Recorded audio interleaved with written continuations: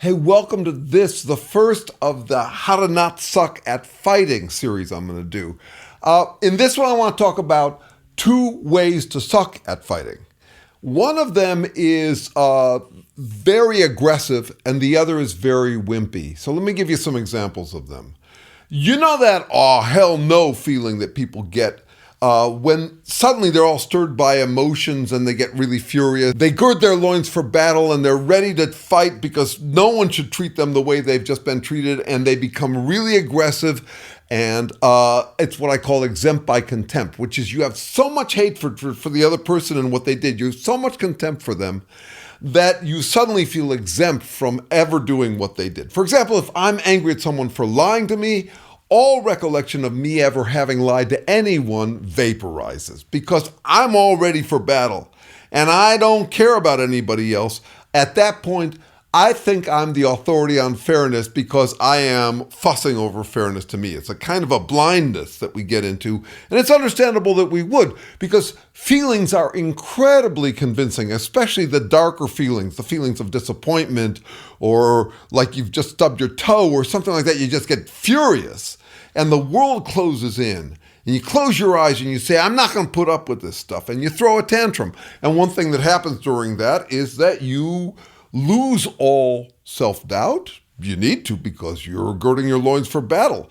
And you just get really aggressive. So suddenly you're the world's foremost authority on fairness because someone has treated you unfairly. And people can get stuck in this state because they go way out on a limb. It's what I call the dumbass death spiral. They get so frustrated that the world didn't turn out the way they expected it to, and they just throw a tantrum. And when you're throwing a tantrum, you can't be convincing if you're having any self-doubt. It's all you, the hero, against the world. So that's one way to suck at fighting. And here's the other way to suck at fighting. You get mealy mouth. You get open to all possibilities. You don't want to be too confrontational. You don't like confrontation. You're scared of retaliation. You just pray that not confronting the other person will soften up too. And that doesn't work, especially against the people who get all aggressive with their loins girded. So this is what I call the doctrine of foregone Inconclusion. You know, nobody knows anything for sure.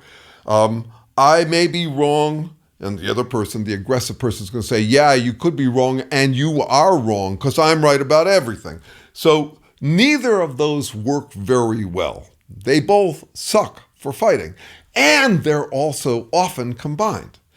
There's a move people make. It's a kind of spring-loaded ratchet. This is how they break through the Overton window. And Trump's a great example of this. He'll say something really aggressive and assertive. And if anybody pushes back on him, he'll go soft. Just soft enough to get the other people to back down. And that's how he ratchets us forward. And that's why we end up normalizing more and more aggressive stuff. So how does he do that? He says, well, nobody knows anything for sure, or he says, I was just joking, or there's all sorts of ways to just tone it down and make the other person look wrong for having challenged him. And this is a very popular move among the Trumpists or any kind of cultist. Any cultist might do this.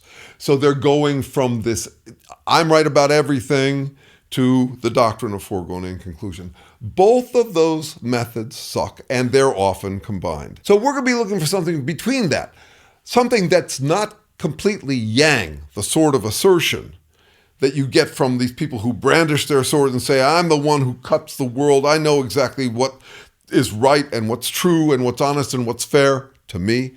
We're not going to go that way. We're not going to go the other way where you're actually not good at fighting. And we're not going to go the combination of them, alternating between them hypocritically, where you assert boldly and then back off just enough that the other person feels bad for having asserted at you. We're going to be looking for strategies that are in between that, where we recognize that we are all humans and we have our confidence in whatever we believe. But we don't pretend that we have solved reality, and we don't pretend that there's no knowing anything. We're going to be looking for ways to fight, not to withdraw from fighting, not to surrender.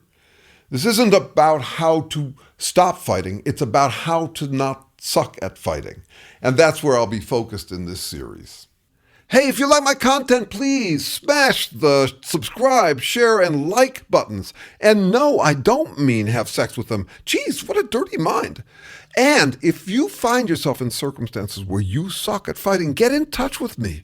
I can help you out. We can tailor strategies to your circumstances and temperament.